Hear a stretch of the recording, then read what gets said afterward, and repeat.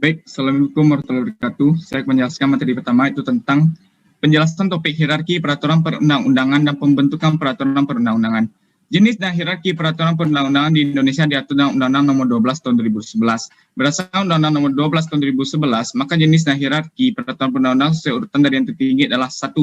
Undang-Undang Dasar Negara Republik Indonesia tahun 1945 atau UUD 1945. 2. Ketetapan Majelis Permusyawaratan Rakyat atau TAP MPR. 3. Undang-undang atau peraturan pemerintah mengganti undang-undang atau Perpu. 4. Peraturan pemerintah atau PP. 5. Peraturan presiden atau Perpres. 6. Peraturan daerah, Perda, provinsi. 7. Peraturan kabupaten atau kota. 1. Undang-Undang Dasar Negara Republik Indonesia tahun 1945 atau Undang-Undang Dasar 1945. UUD 1945 adalah hukum dasar dan peraturan perundang-undangan. UUD 1945 merupakan peraturan tertinggi dalam tata urutan peraturan perundang-undangan nasional. 2. Ketetapan Majelis Permusyawaratan Rakyat atau TAP MPR. Ketetapan MPR adalah putusan MPR yang ditetapkan dalam sidang MPR, meliputi ketetapan MPR sementara dan ketetapan MPR yang masih berlaku. 3. Undang-undang atau Perpu undang-undang adalah peraturan perundang-undangan yang dibentuk oleh Dewan Perwakilan Rakyat dengan persetujuan bersama Presiden. Perpu adalah peraturan perundang-undangan yang ditetapkan oleh Presiden dalam hal ihwal kegentingan yang memaksa. 4. Peraturan pemerintah atau PP. PP adalah peraturan perundang-undangan yang ditetapkan oleh Presiden untuk menjalankan undang-undang sebagaimana mestinya. PP berfungsi untuk menjalankan perintah peraturan perundang-undangan yang lebih tinggi atau dalam menjalankan kekuasaan pemerintahan. 5. Peraturan Presiden atau Perpres. Perpres adalah peraturan perundang-undangan yang ditetapkan oleh Presiden untuk menjalankan perintah peraturan perundang-undangan yang lebih tinggi atau dalam menjalankan kekuasaan pemerintahan. 6. Peraturan daerah, Perda provinsi. Perda provinsi adalah peraturan perundang-undangan yang dibentuk oleh Dewan Perwakilan Daerah Provinsi dengan persetujuan bersama gubernur. Termasuk dalam peraturan daerah provinsi adalah kanun yang berlaku di Provinsi Aceh dan peraturan daerah khusus serta peraturan daerah provinsi Perdasi yang berlaku di Provinsi Papua dan Provinsi Papua Barat. 7. Perda Kabupaten atau Kota. Perda Kabupaten atau Kota adalah peraturan perundang-undangan yang dibentuk oleh DPRD Kabupaten dan Kota dengan persetujuan bersama Bupati atau Wali Kota, termasuk dalam peraturan daerah, kabupaten atau kota dalam kanun yang berlaku di kabupaten atau kota di Provinsi Aceh.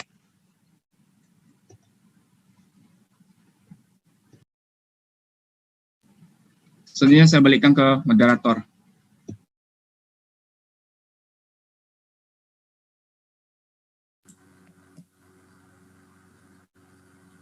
Sebelumnya terima kasih kepada moderator. Saya akan melanjutkan penjelasan dari Ilham, yaitu Undang-Undang tahun 2011 tentang pembentukan peraturan perundang-undangan merupakan pelaksanaan dari Perintah Pasal 22A Undang-Undang Dasar Negara Republik Indonesia tahun 1945 yang menyatakan bahwa ketentuan lebih lanjut mengenai tata cara pembentukan undang-undang diatur lebih lanjut dengan undang-undang.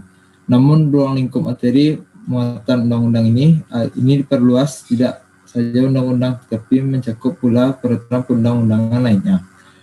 Selain Undang-Undang Dasar Negara Republik Indonesia tahun 1945 dan ketetapan Majelis Permusyawaratan Perwakilan Rakyat, Undang-Undang Nomor 12 Tahun 2011 tentang pembentukan peraturan perundang-undangan ini merupakan penyempurnaan terhadap kelemahan dalam Undang-Undang Nomor 10 Tahun 2004 tentang pembentukan peraturan perundang-undangan Lembaga Negara Republik Indonesia tahun 2004 Nomor 53. Tambahan Lembaran Negara Republik Indonesia tahun nomor 4389. Selanjutnya, perbandingan dari 5 jurnal yang dipelajari. Jurnal pertama, The Hierarchy of the Scrolls of International Law, yang ditulis oleh Michael Acker. Setiap sistem hukum ini telah mengembangkan teknik untuk menyelesaikan konflik antar yang berbeda aturan hukum. Teknik-teknik ini terbagi dalam 3 kategori utama, yaitu teknik pertama adalah membuat aturan yang berasal dari satu sumber menang atas aturan berasal dari sumber lain. Lex superior derogat inferior. Teknik kedua adalah membuat aturan selanjutnya berlaku atas aturan sebelumnya. Lex posterior derogat prior.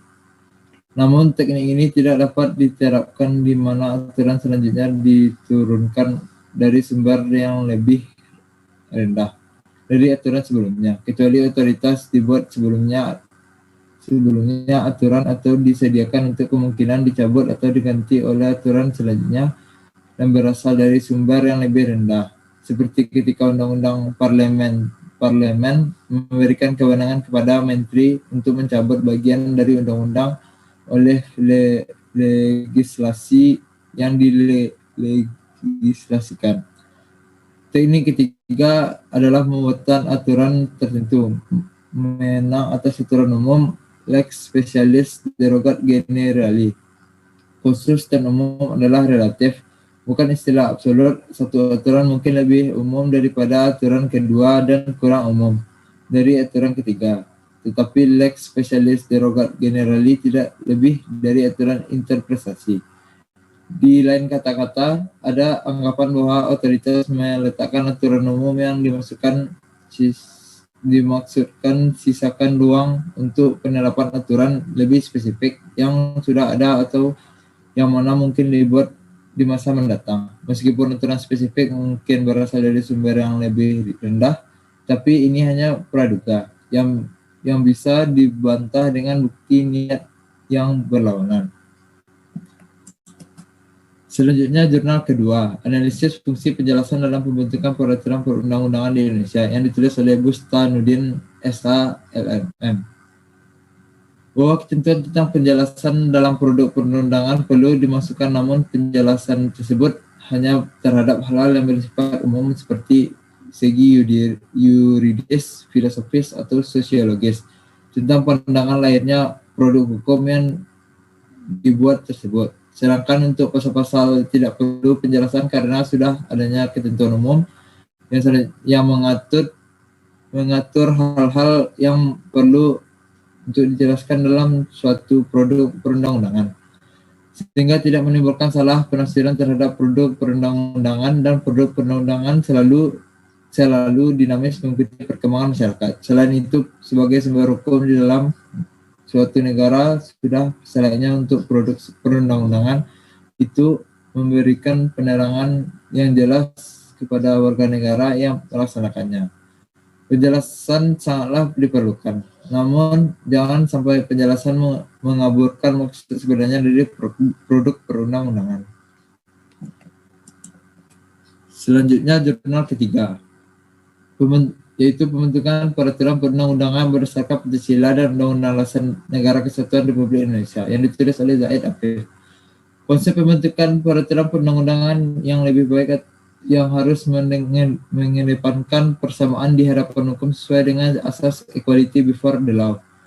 Persamaan di hadapan hukum merupakan hak bagi manusia dalam memperoleh keadilan hukum. Persamaan di hadapan hukum berfungsi sebagai tolak ukur persamaan hak dalam memperoleh keadilan tanpa memandang kedudukan dan derajat seseorang. Kedudukan yang sama di hadapan hukum tentunya membutuhkan asas atau dasar dalam merealisasikan asas equality before the law tersebut. Konsep pembentukan peraturan perundang-undangan yang baik ini harus sesuai dengan asas-asas pembentukan peraturan perundang-undangan yang telah ditetapkan sebelumnya oleh undang-undang. Asas-asas pembentukan peraturan perundang-undangan merupakan asas yang digunakan dalam pembentukan suatu aturan perundang-undangan. Untuk selanjutnya, konsep pembentukan perundang-undangan dibentuk oleh pemegang kekuasaan yang sah, yang dipilih oleh rakyat secara demokrasi. Sekian dari saya kembalikan kepada moderator. Terima kasih. Assalamualaikum warahmatullahi wabarakatuh.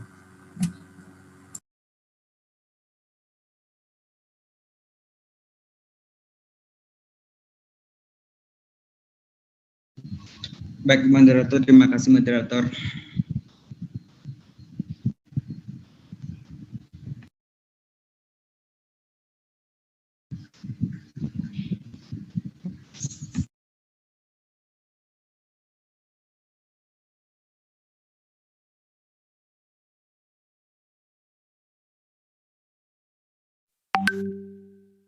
Sudah selanjutnya ini di jurnal keempat sekarang.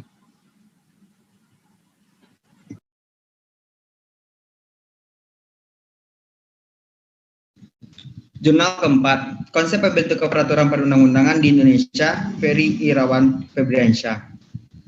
Konsep pembentukan peraturan perundang-undangan yang baik harus mendepankan persamaan di hadapan hukum sesuai dengan asas equality before the law. Persamaan di hadapan hukum merupakan hak bagi manusia dalam memperoleh keadilan hukum.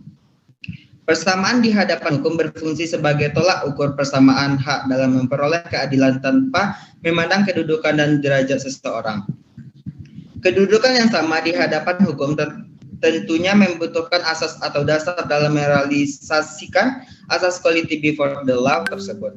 Konsep pembentukan peraturan perundang-undangan yang baik harus sesuai dengan asas-asas pembentukan peraturan perundang-undangan yang telah ditetapkan sebelumnya oleh undang-undang.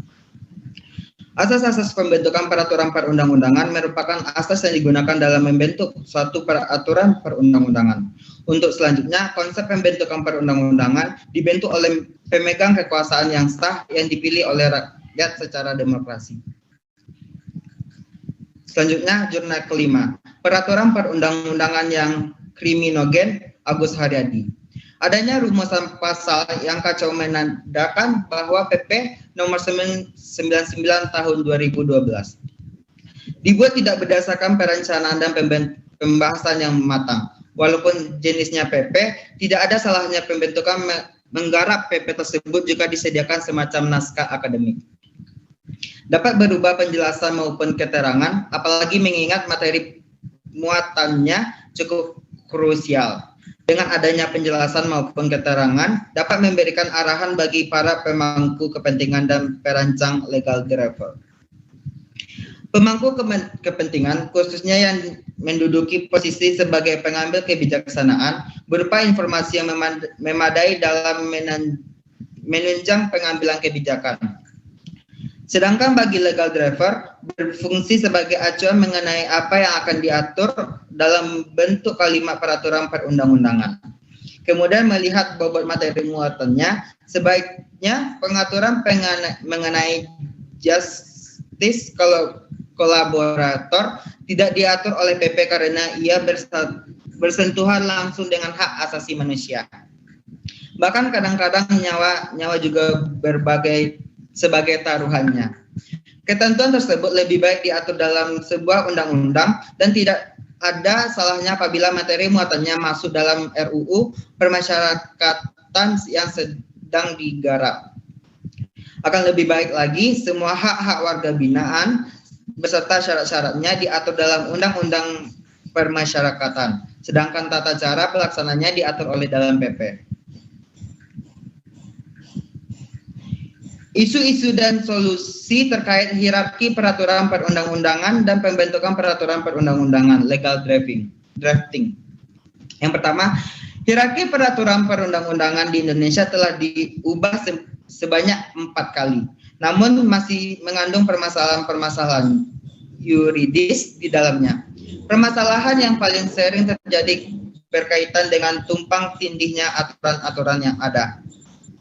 Undang-Undang Nomor 12 Tahun 2011 tentang pembentukan peraturan perundang-undangan sebagai pedoman hierarki perundang-undangan yang dianggap dapat mengatasi masalah dalam undang-undang sebelumnya, namun juga mengalami masalah yang sama.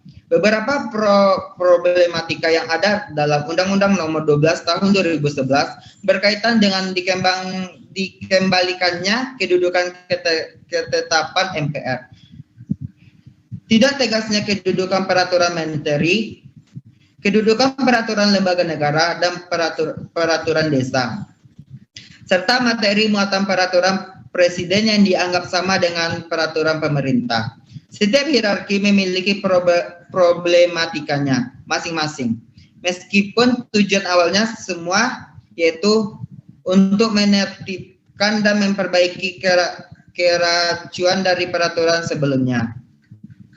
Sehingga rekonstruksi hierarki peraturan perundang-undangan penting dilakukan agar menjamin konsisten dan keselarasan norma-norma pada berbagai tingkatan peraturan perundang-undangan.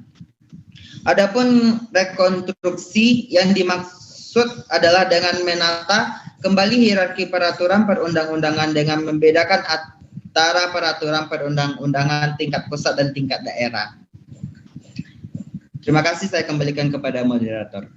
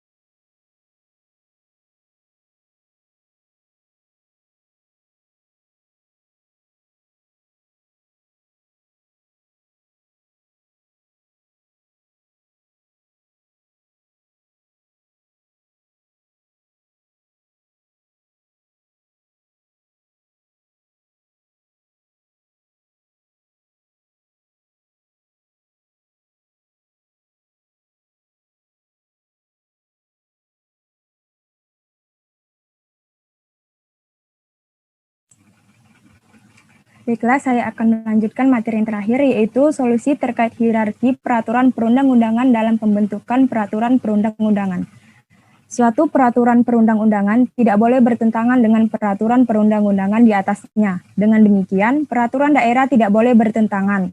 Misalnya dengan undang-undang, peraturan pemerintah, keputusan presiden, atau keputusan menteri.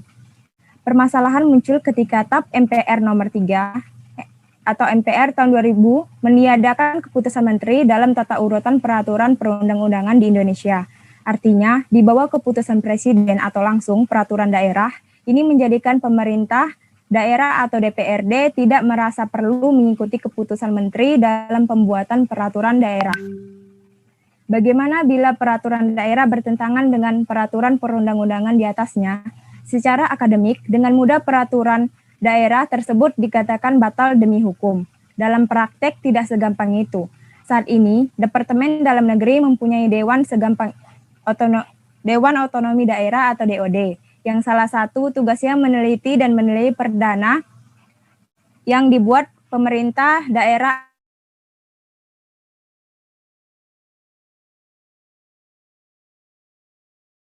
perundang-undangan di atasnya. Apabila dinilai bermasalah, misalnya bertentangan dengan peraturan perundang-undangan di atasnya, maka DOD hanya bisa menganjurkan agar pemerintah daerah atau DPRD yang bersangkutan merubah atau mencabutnya. Kesimpulan, jenis dan hierarki peraturan perundang-undangan di Indonesia diatur dalam UUD nomor 12 tahun 2011 berdasarkan UU nomor 12 tahun 2011, maka jenis dan hierarki peraturan perundang-undangan sesuai urutan dari yang tertinggi adalah 1. Undang-Undang Dasar Negara Republik Indonesia tahun 1945. 2. Ketetapan Majelis Permusyawaratan Rakyat. Ketiga, UUD atau Peraturan Pemerintah Pengganti UU. Keempat, Peraturan Pemerintah. 5. Peraturan Presiden. 6. Peraturan Daerah dan Provinsi. 7. Peraturan Kabupaten atau Kota. Pembentukan peraturan perundang-undangan adalah pembuatan peraturan perundang-undangan yang mencakup tahapan perencanaan, penyusunan, pembahasan, pengesahan, atau penetapan dan pengundangan. Sekian yang dapat saya sampaikan.